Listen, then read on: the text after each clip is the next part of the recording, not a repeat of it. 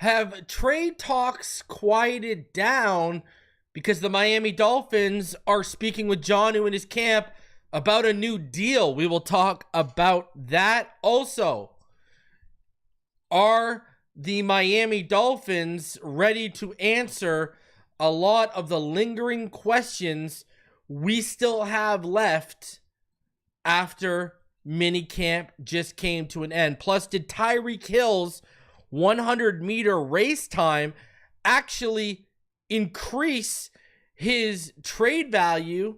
We will discuss that as well. Do me the favor, smash the like button, subscribe if you are new, and as always, let's get into this.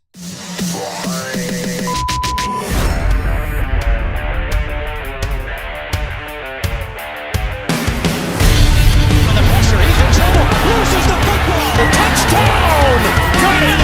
You have got to be kidding me. Jalen Waddle has a Dolphin touchdown. And he will score. Field down the near side, man open. Touchdown!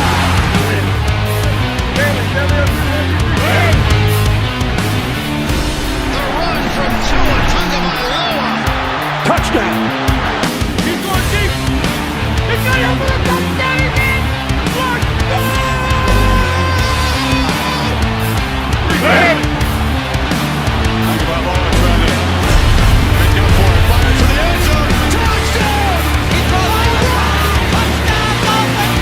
Beautiful day to be a Dolphin fan.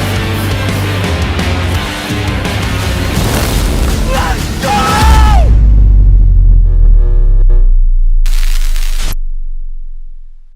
What is good, Fin Nation? What's good? It's your boy Reason, and we are back here for another one.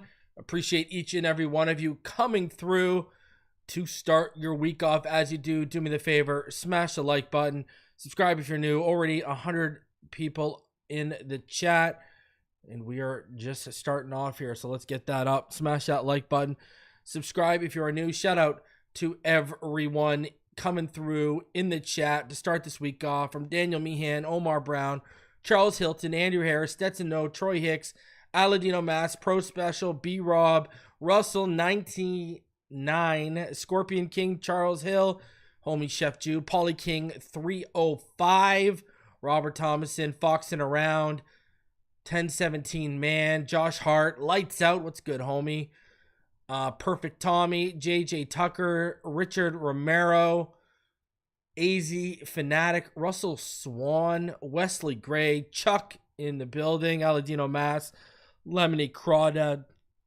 Appreciate all of you coming in, and I hope all the fathers in the chat right now and watching, whenever they're watching, hope you had a fantastic Father's Day and a fantastic weekend. As we get ready to, we are going to get into the stretch right before training camp picks up at the end of July. I'm going away at the beginning of August. I'll be back right before the first preseason game. So it's my 10-year wedding anniversary, so I'm going away. But I do want to shout out all of y'all for taking the time out to come through, and all of you that came through and showed love on the video that we dropped this weekend. So hey, appreciate y'all for coming through. All right. And yeah, happy birthday to Tupac Shakur. Tupac would have been 54 today. That's kind of crazy, man. That's wow, where time goes. That's nuts. And shout out to all you Florida Panther fans. You guys are a mere one win away from back-to-back Stanley Cups, which hasn't been done since my Penguins did it in 2016 and 2017. My Penguins actually won 3 Stanley Cups in a matter of 8 seasons, and they went to 4 Stanley Cups in a matter of 9 seasons. So let's see, man. Let's see. We're going to find out. Winning this series would be on their way to being a dynasty, but got to win at least one more cup in a 10-year span. I believe you've been win a cup, three cups in 10 years, 3 cups in 6, 7, 8 years, that you're a dynasty, man.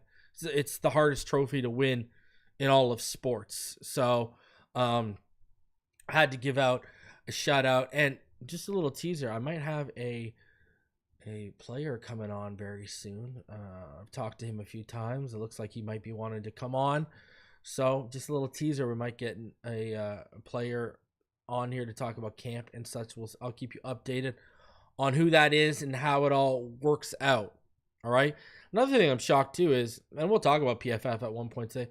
PFF put like out a 10 players with the most approved list a couple days ago, and I am shocked Tua Tagovailoa wasn't on it. Right? Caleb Williams, Trevor Lawrence, Ramondre Stevenson was on it, Kyle Pitts, Brandon Ayuk, Max Crosby, Quinnen Williams, Patrick Queen, Jair Alexander, who's not even signed yet, and Antoine Winfield Jr. I'm actually shocked that Tua Tagovailoa was on it. I agree.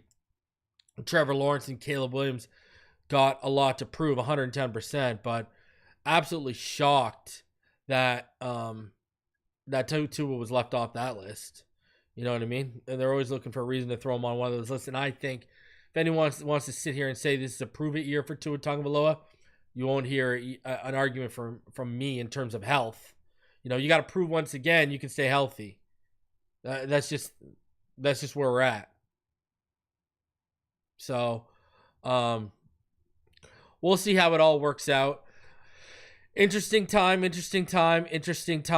we are entering right here, because we're probably now in the period where teams are going to be evaluating the roster after what they saw in minicamp, and any voids or any holes that they have, they will probably go to seek out in the free agent market, or if any are available via trade. I'm looking at you, Jalen Ramsey. So we'll see how that all works out. All right. Now, speaking of one player that is involved in the question marks right now of what's going to happen leading up to training camp, and that's Jonnu Smith. All right. And I want to get into this because I just had a Patreon update a couple days ago. And in that Patreon update, I talked about Jonnu Smith. I talked about, obviously, Tyreek Hill as well. I had a lot to talk about in that, as well as I had some Zach Sealer news in that. And interesting what Rosenhaus said yesterday. Let's put it that way. So what did Rosenhaus say yesterday? And I'm going to go into what I kind of said on Patreon here with Jonnu. We're going to tie these two in together. We're going to marry it. All right. So Drew Rosenhaus said Jonnu Smith's contract talks were still fluid on WSVN 7 Sports Extra. Nothing has been resolved yet. It's still an ongoing situation. So this was from last night. All right. And I've been trying to tell you guys that the sense that I was getting was this whole trade stuff, it's kind of been more of a leverage play, right? He entered the media through a Schefter tweet about the Steelers looking to trade for him. Then all of a sudden the next morning they weren't interested. Then later that evening they were back interested. Then a few days later it's all quiet on the Jonnu Smith front, but the Pittsburgh Steelers are now interested in Jalen Ramsey. So this is what I know, and this is what I had. From what I understand in talking to a link directly tied to Rosenhaus Sports representation, they are just, this is not a surprise to me, this update. Rosenhaus, and this shouldn't be a surprise to my Patreons either. Drew Rosenhaus saying Smith's contract talks were still fluid. I was told that they're actively discussing a contract and a new deal and new money. I had this 2 days ago on my Patreon and for channel members. So, and also if you are a Patreon or channel member, you haven't seen that update, make sure to go check it out, because I do talk about Zach Sealer, and it's very interesting. All right. You got to go check out what I said about Zach Sealer. So, and a potential new contract for him. So go check that out. But anyways, Jonnu, I told all y'all, I had a feeling that it was leverage. Now, could he still be traded? And I kind of talked about this in my Patreon video. Yes. If this guy's coming here and asking for 10, 11, 12, 13, 14 million a year, I don't see that happening. I don't. If he's going to be reasonable about his raise, I can see this working. Another obstacle they're having right now is the checkbook is a little closed. From what I understand, that checkbook is not as open as it's been. And I mean, you don't got to be a rocket scientist to see that. You can see through their actions. But I'm just telling you what I heard privately. Yeah, that checkbook, that thing ain't. They're not writing checks that their asses can't cash anymore. And it kind of started last offseason, but McDaniel went over Brandon Shore. Brandon Shore didn't want to pay Tua. Brandon Shore didn't want to pay Tyreek new money. And speaking of Tyreek and money, I also talk about that in the Patreon update, so go check it out. But Brandon Shore wanted nothing to do with giving them money. And McDaniel went over his head with Greer to Stephen Ross. Those both backfired. Tua got hurt. Tyreek kept acting out. Now it's turned into a situation where, what can you say?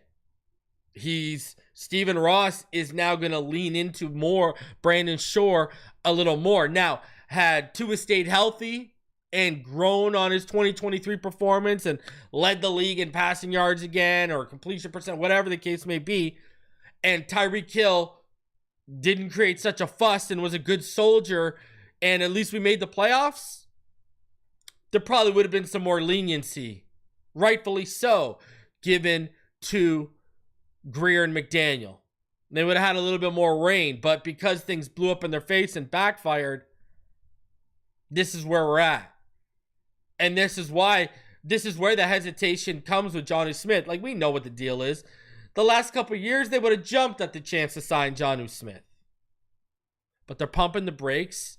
And at the end of the day, you can say what you want. Do I want Jonnu Smith to remain a Dolphin? Of course. But I can't fault them for starting to be cautious when they've had this kind of stuff come back and haunt them. I just can't hold it against them. I don't think it's right to hold it against them.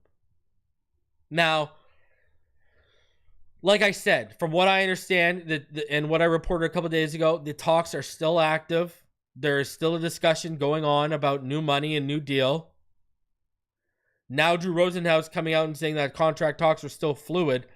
You got to realize, again, we go back to the whole trade stuff.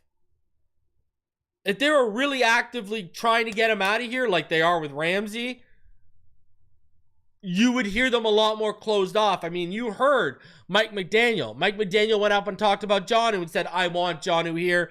You know, I'm operating as if he's going to be here, blah, blah, blah, blah, blah. Right? Then you hear him talk about Jalen Ramsey and he says, well, nothing's changed with me with Jalen Ramsey. So they're two polar opposites. So my whole point is they haven't said it or indicated publicly, and it hasn't been indicated to me privately that they have closed the door on a return with new money for Jonnu Smith.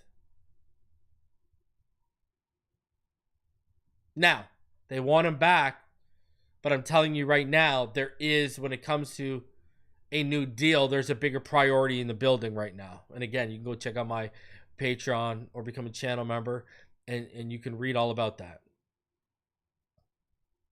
So, for all of you that want Jonnu to stay, hearing positive things, but again, that asking price gets out of here, you know, and out of the range, it's going to be sayonara. And I think what's also settling in terms of a realization for Jonnu and his camp is the market is just not as robust. You know, people are just not lining up to trade for Jonnu Smith and give him a whole bunch of new money. So, like I said, he deserves a raise. He has the 32nd highest annual average salary of all tight ends right now. He deserves a raise.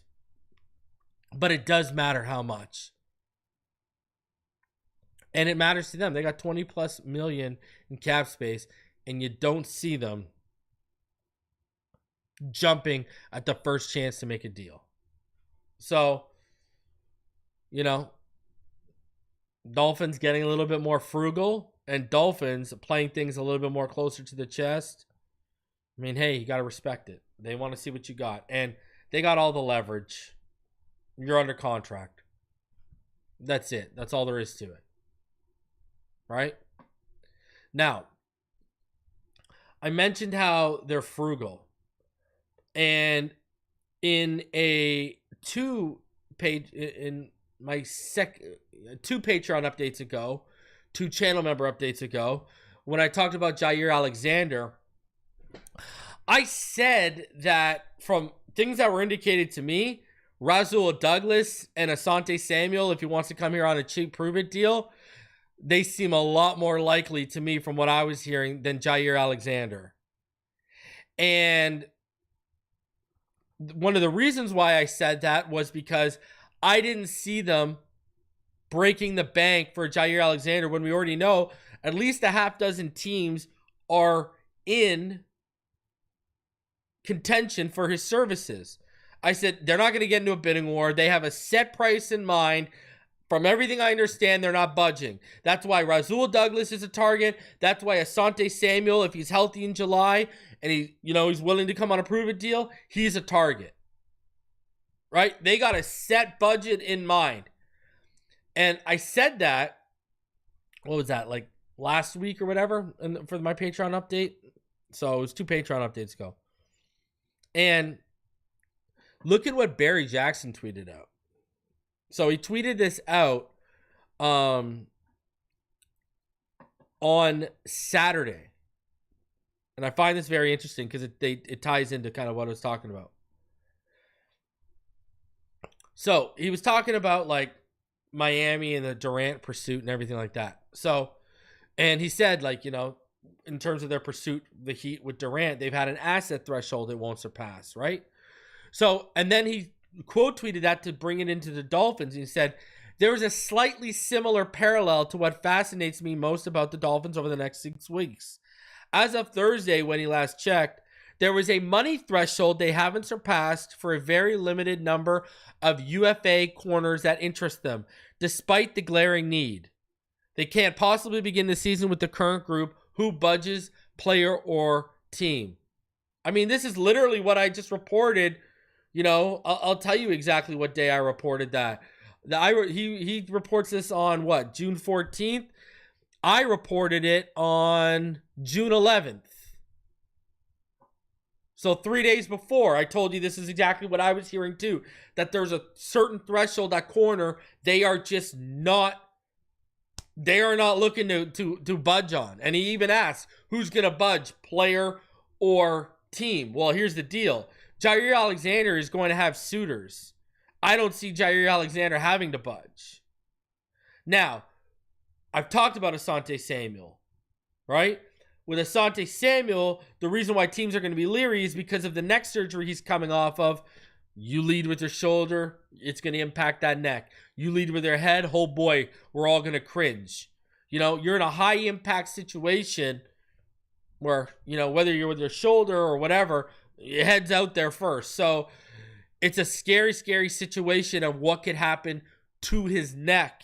And I don't see teams lining up to break the bank for Asante Samuel. Now, could a contender come in and offer a similarly low deal to what I expect most people on the market offer him? 110%, that could happen. And then if all your offers are low, the best sense is to go play for a contender, hopefully get reps and raise your stock. So, I don't know if that's going to be the case, but I can tell you this is exactly what I've heard. This is why I really think, get ready, I really think it's going to be someone like Rasul Douglas or someone like that. Because here's the deal. Rasul Douglas came here for a meeting, left without a deal. Since then, he's met with other teams and left without a deal. So clearly, the Dolphins are not the only one that sees Rasul Douglas' best dates behind him. And clearly, they're not the only team not willing to come up to Rasul Douglas' current asking price. But even still, with Rasul Douglas, he's into his 30s now. What's he going to do? Is he going to take less money? Let's say all these teams are offering him a 1-year deal. What's he going to do? Is he going to take less money to come here and, probably be at worst the number 2 with Kader Kohu? Or is he going to take similar amount of money, go be a part of a rotation, and potentially be part of a more legitimate contender as viewed by the media and maybe even his own camp? And then hopefully perform well, the team wins, and then he can re-up next year for a little bit more money than he got. I mean, I don't personally want Rasul Douglas. You know, and like I said in that Jair Alexander update, man, I've been told that they are very, very high on a lot of these young corners, much higher than the media and the fans are. You know, and Isaiah Johnson, he's balling out a little bit in OTAs and camp. You know, so they're really high on BJ Adams. So, you know, I wouldn't get my hopes up for a big name corner. And the biggest name possible is going to be Asante Samuel Jr. And the guy comes with like a serious asterisk next to his name, because who knows what's going to happen. And LPAD, I think that's probably where they are. Unless someone's going to be a legitimate improvement to that room, I think they're going to be fine going with young guys if they have to. I really do. So, I know that's not what a lot of people want to hear. Now, I've said this before. Got into my head, I expect them to add a veteran corner. You know, because I do agree with Barry. That room right now, that's tough. You know, hoping Ethan Bonner, hoping Isaiah Johnson or Storm Duck is going to really step up and assume one of those big-time roles. That's a big ask, man. That is a big ask. Now, hey, anything's possible. And under Greer, whether it was Nick Needham or whoever, they've always been able to find hidden gems. So, you know, I think they view BJ Adams this year as that potential hidden gem. That's what I think. And I've talked about this. Could it be Ethan Robinson? Sure. But I think it's going to be BJ Adams that they view and give every chance to. And hopefully he repays them with some good play, right? So, all right. Let's get into my biggest questions that still need answering after Miami Dolphins minicamp came to a conclusion. All right. So for me, number 5, can Mike McDaniel get everyone to buy into his new culture? Another offseason, another discussion about the culture in Miami. Obviously, last year, he had problems getting people to buy in. Some which are, they can say they got rid of them, but some of which are still on the team, i.e. Tyreek Hill. Now, Bradley Chubb claiming they lied about culture last year. That's made this a more focal point for the media and a lot of people. Right? And now, something interesting that, you know, is one Dolphins player apparently, you know, says that the friction that was, you know, impacting the team in 2024, they're saying that friction is now gone and that this is quote unquote a no-nonsense team. Now, I know they aren't talking about Armstead and Calais. They talking about Jalen? I don't know. But, you know, let's be honest here. Some of that friction was also caused by Tyreek Hill. He's still there. You know? I mean, Tyreek is literally right there still. And guy's more focused on beating Noah Lyles right now than perfecting his craft. I mean, you want to be able to run in a straight line, that's fantastic. So, I believe that guys are buying into the culture, but I still believe you got guys in that room that aren't. And I start with Tyreek Hill. Tyreek Hill only buys in if he gets his numbers. So, Can Mike McDaniel get everyone to buy into this culture? We'll see. Number 4, which rookies will be the most ready come training camp? Heard good things about Jonas Savaianaya. Heard good things about Kenneth Grant. Jason Marshall, Dante Trader. Heard great things about Dante Trader as well. Right? Andrew Armstrong, I've heard he's like, at practice, he's just towering over our receiver room, when they're all standing together and such. So, Andrew Armstrong, BJ Adams I spoke about. Who is going to be the most ready come training camp? My initial gut tells me your top 2 picks are probably going to be the most ready. I'll be honest with you, didn't like hearing that Jordan Phillips was put on his behind by Liam Eichenberg. That's really not thrilling to me. So, and I mean, speaking of Liam Eichenberg, is the offensive line depth good enough? That's a big question here. And this could have been number 1. James Daniels, he's still working his way back from an Achilles injury. We don't know what he's going to look like. We don't know if he's going to be able to stay healthy this year. Austin Jackson, he's already hurt again. It's a separate injury from what he had last year, but he's already banged up again, and this is why he was missing some of minicamp. And your depth starts with Liam Eichenberg. And then they got Keon Smith playing tackle and guard. That offensive line depth looks like it could already be tested at the beginning of the preseason. And it looks like our defense is going to have a chance to really test it in practice.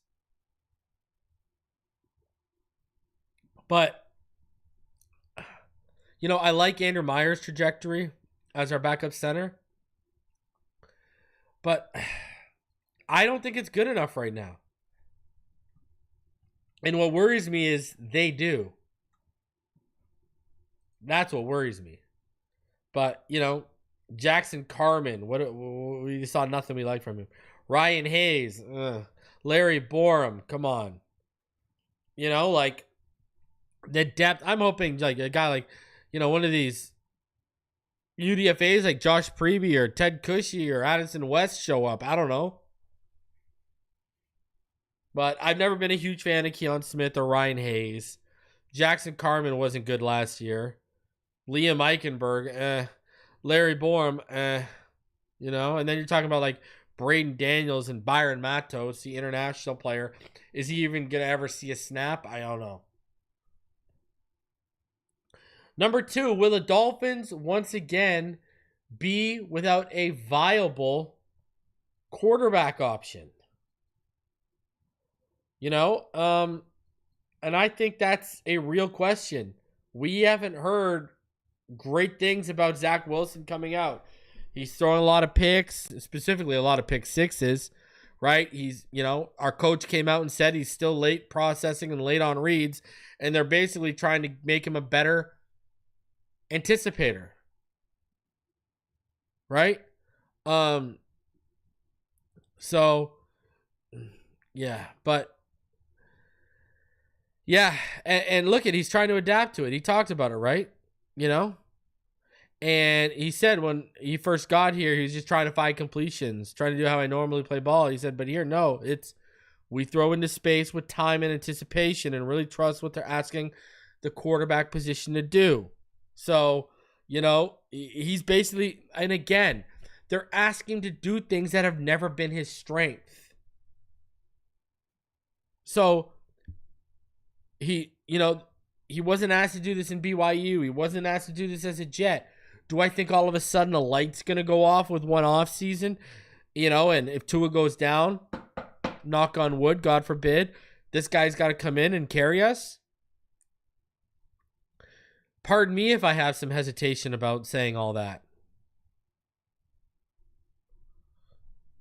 Again, our own coach said that the things that are asked of a quarterback to do in this offense fit better with Quinn Ewers. But then you go, Quinn Ewers, this guy's going to need at least 1 year.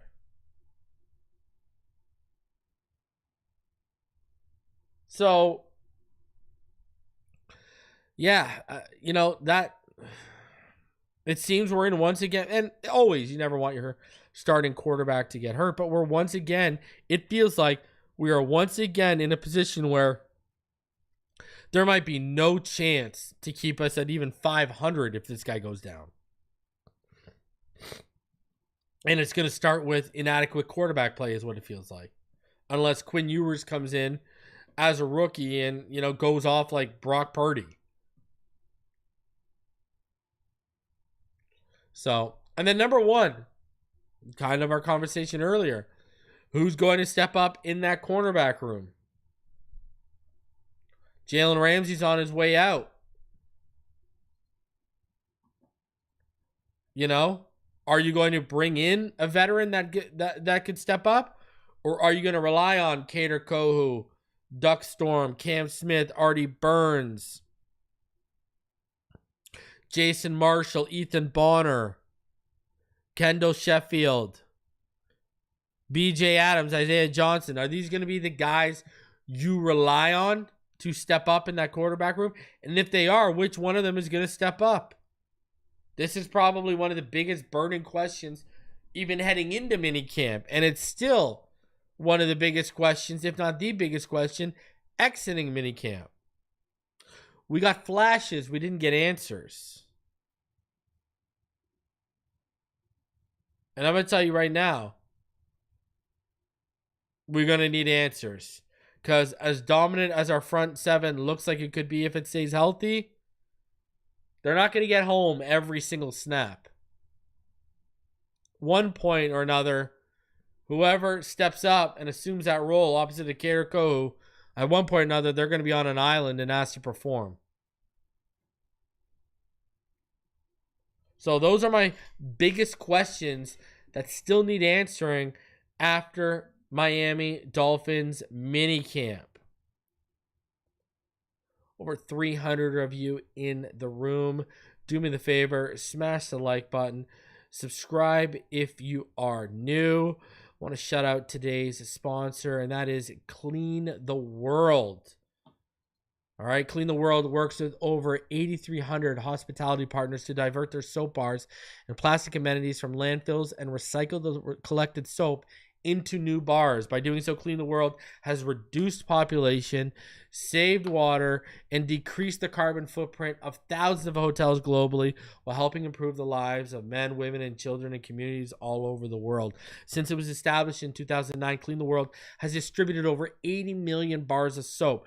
The organization has also diverted 9 million pounds of plastic amenity bottles, over 29 million pounds of total waste from landfills, and helped Clean the World Foundation provide an estimated 17 billion individual hand washes to those in need across the globe. By recycling soap and other discarded hygiene products, Clean the World saves lives with items traditionally ending up in landfills. You can donate or even volunteer to help Clean the World's cause at cleantheworld.org. That's cleantheworld.org. All right, let's keep it rolling. All right. Did Tyreek Hill's 100-meter time from last Friday in the race he won, did that just improve his trade stock? I don't know, but Albert Breer in his Monday morning quarterback, this is what he said. Tyreek Hill running a 10.15 100-meter dash without much preparation is remarkable. I still can't shake the feeling that if I were a contender, I'd be tempted to call the Miami Dolphins, who are going through a not-so-subtle retooling process and could use the extra picks to help rebuild the roster. Now, first things first here. Notice how he switched over. In his podcast and everything, he's used the word reset. Now he's using the word retooling because that's more so what this is. And I really think it comes down to like the culture aspect we were talking about earlier and fixing that locker room and just having players that are bought in. But, I mean, why do I show Albert Breer? Because I go back to the draft. He was the only one in the mainstream media right before the draft that had us taking Kenneth Grant at 13. I mean, I know I mocked him, when me and Neil did our Fin Too Deep annual mock draft. I know I mocked him at 13, but in terms of the mainstream media, Albert Breer's been on point with a lot of stuff regarding the Miami Dolphins this offseason. I've said this before. I think he's pretty plugged in to someone in our organization. So by him bringing this up, I'm wondering if he's putting it out there. I'm wondering if, that connection asked him to put that out there and get a feeler out there. Because I find it interesting that there's wording, like, I still can't shake the feeling that if I were a contender, I'd be tempted to call the Dolphins. Kind of seems like that might be what the Dolphins are hoping for. And we've seen them put stuff out in the media multiple times before. So, I don't know. Personally, for me, I hope it rose the stock value. I hope it found someone willing to take all that money. I still don't think they're going to trade him. I've said this before, to nauseum. I just don't think this team views that as addition by subtraction. I don't. We all may agree it is, but I just don't think they see it like that. So, and it's just because he's so talented, right? Tyreek Hill has a chance to go down as a top 5 receiver of all time. And that's the legacy he's chasing. What he needs to realize is getting those yards and another championship or two, that'll cement you. So, listen, it was impressive. I'm still cringing at the fact that this guy's going out there and racing, because I'm shocked that, that there's not a clause. We know that they don't like all NFL teams, all professional sports teams don't like their high-paid athletes. And by high-paid, I mean like top of the rung paid athletes participating in any kind of organized sports. Now, we know they play basketball and stuff, like pickup games and stuff, but even still, that's an issue for some teams because they've had players get hurt at pickup basketball games. So I think, whatever, figure it out. At the end of the day, where I'm at, from what we've seen in OTAs and minicamp, it's Jalen Waddle and Tua Tagovailoa time, baby. All right? I tweeted out like 3 or 4 weeks ago during OTAs when Waddle made that catch that he, bobbled, but he made the catch. I tweeted, go take that wide receiver 1 by force. And I stand by that. The best thing that could happen to us is Tua stays healthy, Tyreek is a good soldier and produces, while Jalen Waddle starts to look more like the guy we saw coming out of the first year McDaniel of, oh man, he's not a wide receiver 2, he's a wide receiver 1B at worst. Remember, it was like insulting to call Waddle a wide receiver 2. So, let's get back to that, because then we can make the leap. And I've said this before. If you got to go get your quarterback after this season, for whatever the case may be, we know injury is going to be the only way that happens. But if that does happen, I want Garrett Nussmeier, Lenore Sellers, but 2027, it's not the March for Arch for me. The guy's played 2 games right now. To me, 2027, you move off Tyreek Hill in 2026, 2027, I want Jeremiah Smith. I've said this before on this channel. He is the best receiver prospect I've seen since Julio coming out. Go get me Jeremiah Smith, man. Right? If you got to get a quarterback, get him next year so you can get ready for 2027 and make that push for Jeremiah Smith. I'm telling you. And I said this before to you guys when I brought this up. If you don't believe me, go put on the film from the Oregon playoff game. Ohio State and Oregon. And then come back and tell me you wouldn't want Jeremiah Smith. Waddle's getting paid. Jeremiah Smith would be on a rookie deal. right? Let it play out.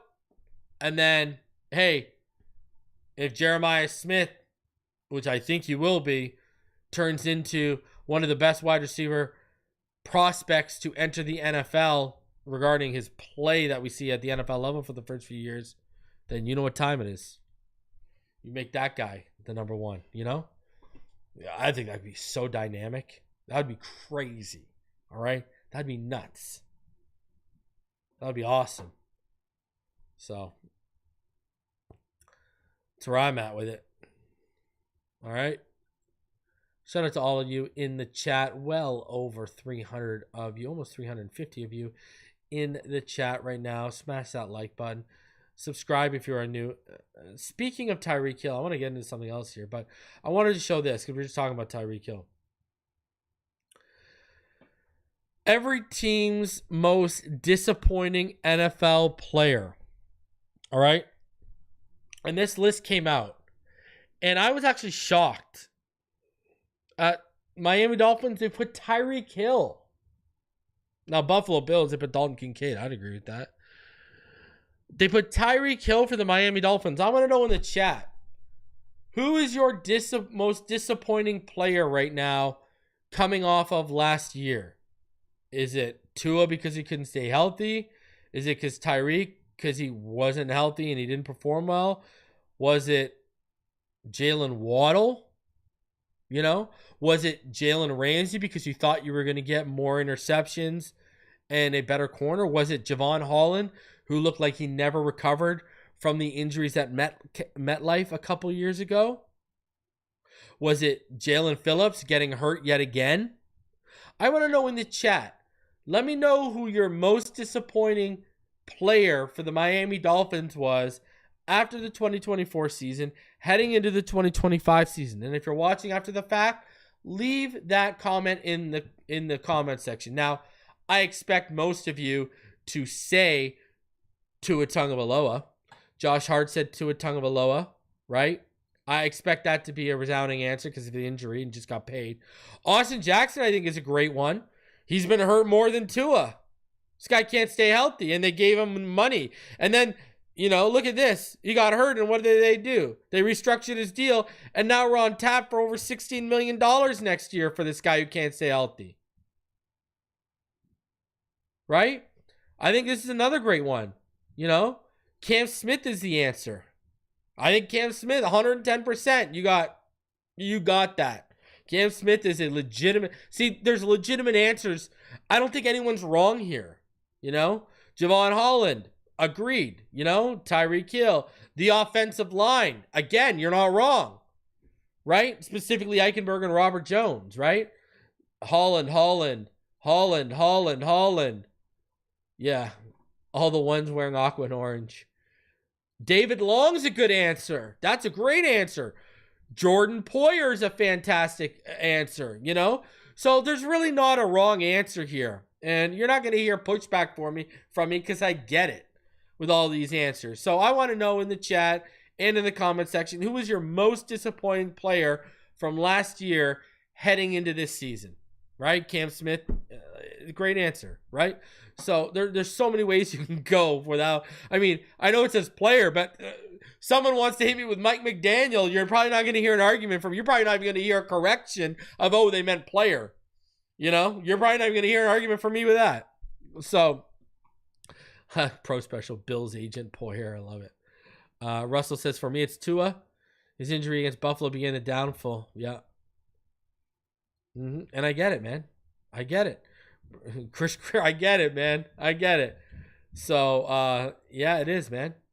You know, and then look at it. I'll stick with Tua. Tua fantastic on the road against Buffalo. Houston game, not so hot, right? Not so hot. Now, Herbert and the Chargers didn't look so much hotter at all, but, you know. So, I get it, man. I get it. So many right answers. It's the someone's gonna say it's the organization's disappointing. Run game, yep, 110%. Yeah, and I think that's a tie into the offensive line, right? You know, like none of us are gonna sit up here and say Achane disappointed us last year, right? We know what he was working with.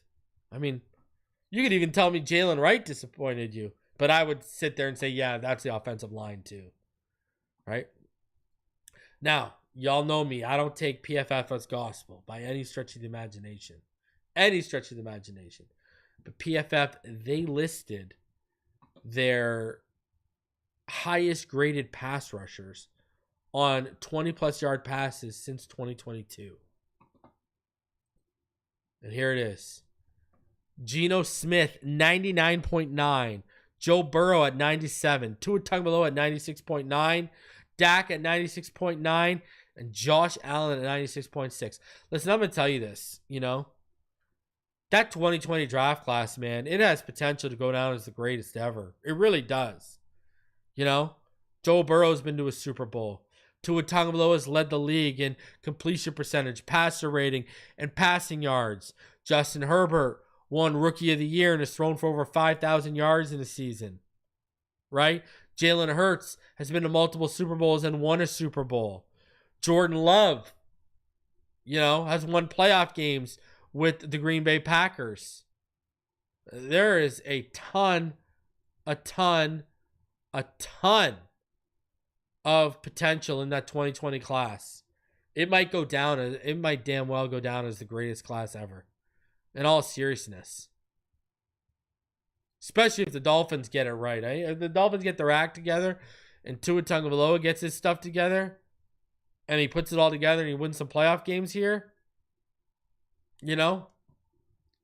K-Jack says, I thought Tua could, hey man, when the analytics were coming out and showing, those yearly analytics come out and show he was, we've gone over it every year. Analytics back up how he's arguably one of the best deep passers in the NFL, et cetera, et cetera. People want to always, show highlights of him throwing to Tyreek. You think there aren't highlights out there? Because I know they've been on X. I've shared them myself.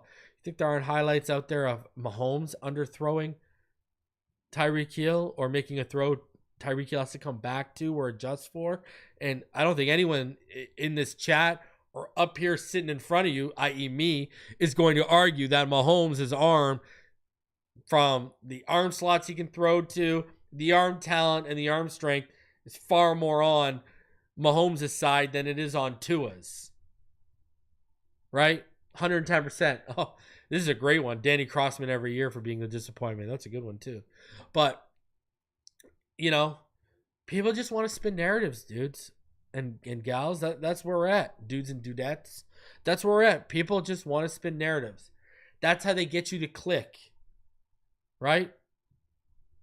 Spinning narratives. And I'm going to be honest with you. People prey on your disappointment.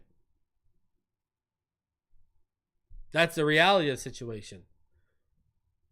They know what they're doing when we lose. People prey on your disappointment. Listen, they know you want, when you're feeling negative because the team just lost or whatever, they know you want to hear negative content. They know you want to have your negative feelings justified by hearing someone else spew it. So they prey on it. That's what they do. M-Court nailed it. Misery loves company. Now, what have I said? I said, don't be miserable and don't be over-hopeful. Find your middle balance. Don't have high expectations. Don't have low expectations, because and I've talked about this. We've won every offseason for how many years, and what has that resulted into? Nothing when it comes to playoff time. Now, the general consensus is we're losing this offseason. Maybe it has a reverse effect. I don't know. And that's the reason why I say don't have high expectations, because I know we all have lowered expectations than what we have had in recent years. But, I say find that middle ground.